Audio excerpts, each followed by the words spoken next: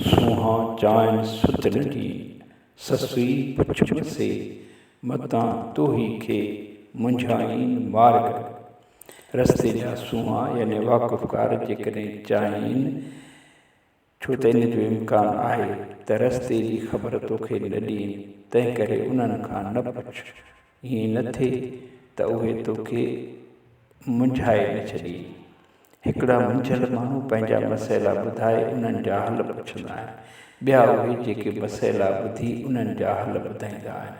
लतीफ़ साईं फरमाए थो त तूं एतिरो इल्मु हासिलु कयल हुज जो तोखे कंहिंखां पुछणो न पवे, तोखे सभु कुझु ख़बर न हुजे का ॻाल्हि नाहे, पर तूं इल्म जो पांधेड़ो थी छो त कंहिंखां पुछण बि ॼण ख़ैरात घुरण बराबरि आहे।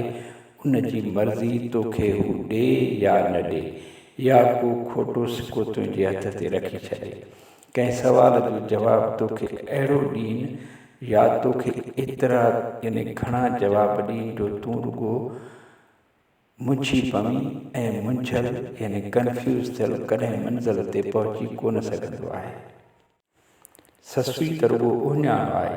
लतीफ़ साईं हर सिंधीअ यानी पंहिंजे पढ़ंदड़ सां मुखातिब थी उनखे ॿुधाए थो त तूं हर इल्मु ख़ासि करे पंहिंजे जियापे आजपे लाइ ॿेड़ जे फन जो माहिर थी, जीअं तोखे कंहिंखां पुछणो न पवे।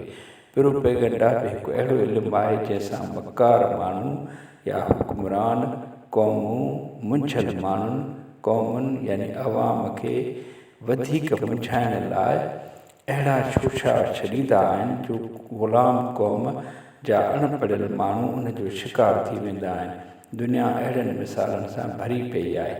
जंगे सफ़ीन में पंहिंजी शिकस्त ॾिसी मुआविया ऐं उमरो बिन आस जी धुर नेज़नि ते क़ुरान खयां ऐं मुख़ालिफ़ फ़ौज यानी हज़रत अली जी फ़ौज खे इहो पैगाम ॾिनो त इहो क़ुरान असां ॿिन्ही जे विच में आहे, असीं अमुन चाहियूं था। हज़रत अलीअ पंहिंजी फ़ौज खे चयो त इहा हिकु चाल आहे ऐं दुश्मन धक पचाए वरी विढ़णु चाहे थो, पर अक्सरियत हज़रत अलीअ जी ॻाल्हि कोन ॿुधी, जेका अॻिते हली यानी कुझु ई देरि में सची साबित थी। वधीक मां पाण पढ़ो त भई उहद जी जंग में दुश्मन हिकु शोशो छॾियो त नौज़ बिल्लाह मिन्हा नबी साईं जन शहीद थी चुका आहिनि, जंहिंजे एवज़ हलंदे जंग में केई असाब सॻोरा जंग बंदि करे वेही रहिया। जेसीं ताईं कंहिं असाब सॻोरे मूंखे नालो यादि नथो पवे वॾी आवाज़ में चयो नबी साईं जन ज़िंदा आहिनि, दुश्मन जी चाल में न अचो। ताज़ो यानी 20 साल अॻु अमेरिका ऐं अफ़गान जंग पढ़ण खां पोइ अवां सम्झी सघंदा त अमेरिकन इहा जंग कहिड़ी मकारीअ सां विड़ी। सभ खां पहिरियों ई बमबारी कई वई B-52 जहाज़ सां, पोइ F-16 सां।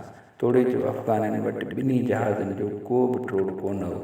उहो सिर्फ़ु दुनिया खे ॿुधाइणो हो त अफ़गाननि वटि वॾी जंगी सलाहियत आहे। B-52 जहाज़ तमामु मथां ई परवाज़ कंदड़ आहे। F-16 मथां ई ऐं हेठां ई परवाज़ करे दुश्मन खे मारींदड़ जहाज़ आहे। अफ़गानी छा दुनिया जे चङनि भलनि मुल्कनि वटि ॿिन्ही जहाज़नि ख़ासि करे B-52 जो को टोड़ आहे ई कोन। पर जंग रुॻो जिस्मानी वेड़ जो नालो कोन्हे, उन में नफ़्सियाती पहलू तमामु घणो असरु रखंदड़ हुजे थो।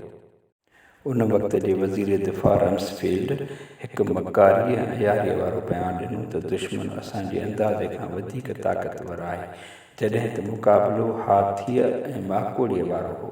अहिड़ीअ तरह जी हिकमत अमली अफ़गानी वेढ़ाकनि खे बावर करायो त उहे ज़मीनी जंग में अमेरिका खे शिकस्त ॾींदा जीअं उन्हनि सोवियत यूनियन खे शिकस्त ॾिनी हुई। पर उहा ॻाल्हि खां विसरी वई त रुॻो कुल्हो उन्हनि जो हो इस्तेमालु थियो, विढ़ण वारा के ॿिया हुआ। अहिड़ी हिकमत अमली अफ़गाननि में बहस शुरू करायो त असांखे ज़मीनी जंग जो इंतज़ारु करणु घुरिजे। पोइ दुनिया ॾिठो त अमेरिकन ज़मीनी जंग बि जहाज़ मां विड़ी। हिते ॻाल्हि हिकु सैकिड़ो कयल आहे, छो त हिते तफ़सील न रुॻो इशारा ई मक़सूद आहिनि। वियतनामी जंग दौरान फ्रांस अमेरिका ऐं मक़ामी एजेंटनि जेके गोहियूं खाधियूं अवामी ज़हन बदिलाइण लाइ जेके चालूं खेॾियूं से सभु तारीख़ जो न विसरंदड़ बाब आहिनि। पर हो ची मुन ऐं जंगी फन जे दुनिया जे उस्ताद जनरल जियाप उन्हनि खे लतीफ़ साईं वारे मथे नुस्खे मुताबिक़ शिकस्त ॾिनी। पहिरीं जंग अज़ीम ॿी जंग अज़ीम अहिड़नि मिसालनि सां भरियल आहे। जंग जो फ़न पढ़ण लाइ बदर जी जंग, उहिद जी जंग ऐं ॿियूं सभु जंगूं ज़रूरु पढ़ो। असां सिंधियुनि खे जंगी फ़न ज़रूरु पढ़णु घुरिजे।